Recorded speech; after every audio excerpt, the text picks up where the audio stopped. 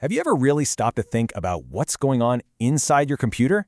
Like, what actually makes it work? Well, today, we're pulling back the curtain on the three absolute core components. We're talking the brain, the central nervous system, and yeah, the visual powerhouse. Let's dive in. Seriously, every single time you hit that power button, there's a whole team of key players inside doing some serious heavy lifting. So our focus today is simple. What are those three essential parts that truly bring your computer to life? Okay, first up, let's tackle the one that probably gets the most attention. You've definitely heard of it. We're talking about the central processing unit, or as pretty much everyone calls it, the computer's brain. So what does that actually mean?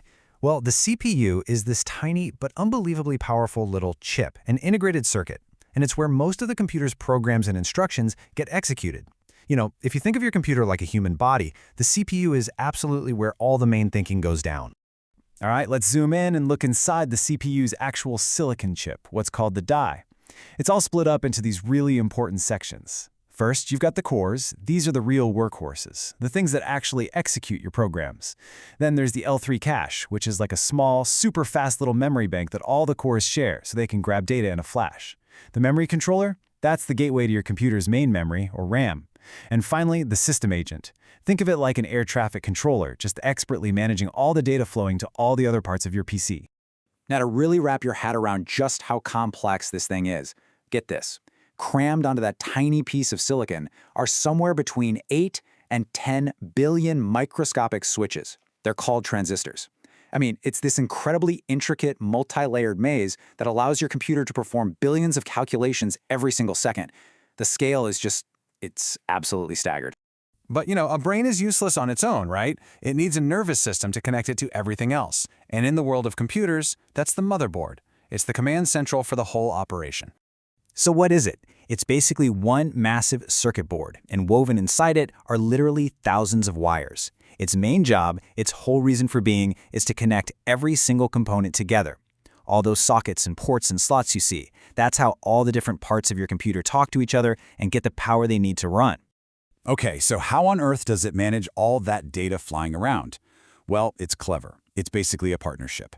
The CPU takes direct control of the really high-speed, time-sensitive stuff. We're talking the graphics card, your main memory, and those super-fast storage drives. Meanwhile, another special chip on the motherboard, called the chipset, handles pretty much everything else. You know, your USB ports, Wi-Fi, your keyboard and mouse, your other hard drives, all that jazz. And that partnership brings us perfectly to our third and final core component.